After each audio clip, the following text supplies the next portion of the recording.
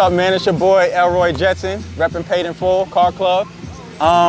We got the '91 Acura Legend Coupe, not the Type 2. This the first, this is the second generation without the Type 2 motor, but it's still a classic, you know. Man, I always liked cars as a kid. My uncle Bunny, he used to always get me car magazines, and I was always just into it. When I was little, I used to always just jump in the driver's seat. I used to sit on my dad's lap, you know, used to drive through Queens and everything.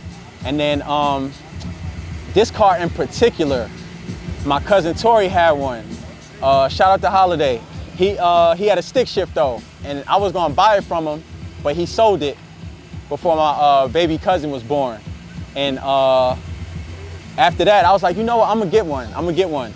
Then my Uncle Brian, I don't know if y'all heard of Harlem Legends, but if you Google it, type it in Google Images or look on Facebook, Harlem Legends.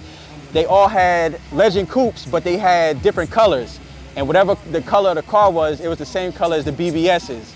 So one of the guys actually had a gold one. I ended up getting the gold one.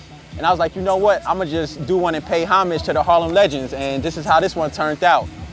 My cousin sent me his Instagram. And you know, I sent him a little message. I showed him the pictures, you know what I'm saying, and just basically gave him his credit.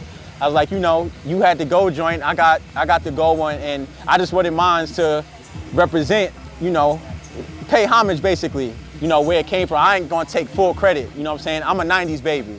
So, you know, when I was like 3 or 4 years old, they was pushing these, you know what I'm saying? So you gotta give credit where it's due. I ain't gonna be like, I invented all this shit, you know what I'm saying? When I got the car, the door was messed up because the car was garage kept for the second owner. The one night he left it out, somebody hit the door, so I had to replace the door. I was missing pieces in the front. With these Acura Legends, the pieces are hard to find. Okay, we hear you. The pieces are hard to find, and then if somebody has the piece for the car, they're gonna charge your arm and a leg if you're not connected with the right people. So it was a headache.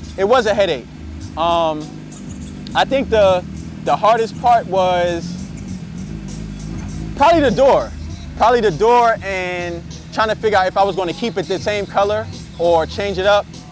But I was just like, nah, you don't see that gold too often, and it stand out when you in traffic, you know what I'm saying? So basically the hardest part was trying to figure out if I was gonna go big wheels or keep it classy. So, you know, I ain't do too much. Like I said, I did all this for the nostalgia, the aesthetic, and just kept it gangster, you know what I'm saying? So I'm cool with how it turned out. Honestly, when I get in this car, I'm gonna put the windows down, I'm gonna put the oldies on. I actually got my own playlist when I get in this car, like nothing but classic 70s, 80s, 90s music.